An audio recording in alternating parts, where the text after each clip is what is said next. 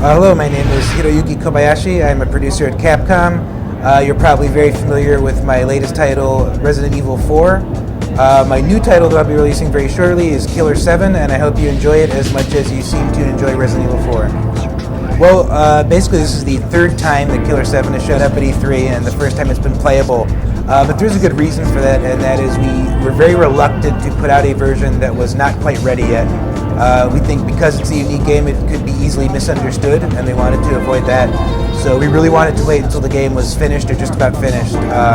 So we planned on doing it that way from the start, so I can't say necessarily relieved. What I can say is we didn't necessarily plan on taking 3 whole E3s for it to come to this point. So I think really it boils down to really good planning.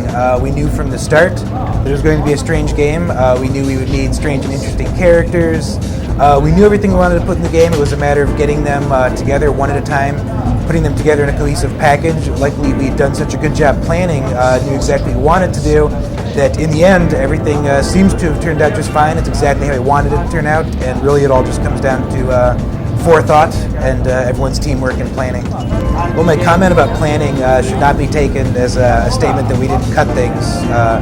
As with any game, a lot of things had to be cut. In this case, a very great deal, actually, unfortunately, had to be cut, and that is mainly because Mr. Suda51, who wrote the scenario for this and is a great writer and great director, had written a very, very thick script for this, a very, very thick scenario that literally could not become a game. It was simply too big. It would have taken too much time, too much money.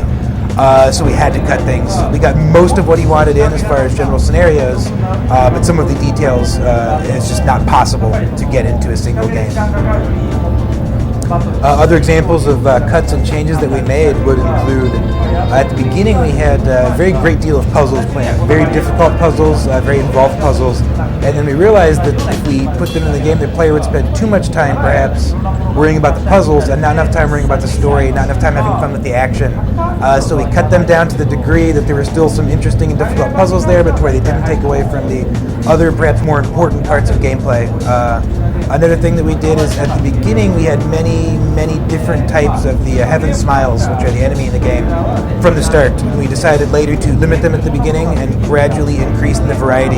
We thought that aided in game flow quite a bit rather than starting from the beginning with all of them attacked. I can't say that it was 100% uncut, but I can tell you that the version for overseas, meaning the version for the United States and for the West, is definitely the closest to the original vision. There were some things that could not be in the Japanese version. I would really love for everyone to give this game a try, especially people who might find themselves tiring of your average games, the games that you see flooding the shelves everywhere. I want you to walk away from this experience and say, my God, games can be like this. They can do games like this. This is incredible. This is the experience I want you to walk away with, so if you find yourself perhaps a little bored or tired of games as they are now, I encourage you to please give this a shot and see what you think. Thank you. Killer 7 will be released for both the PlayStation 2 and the Nintendo GameCube in June of this year, so check it out.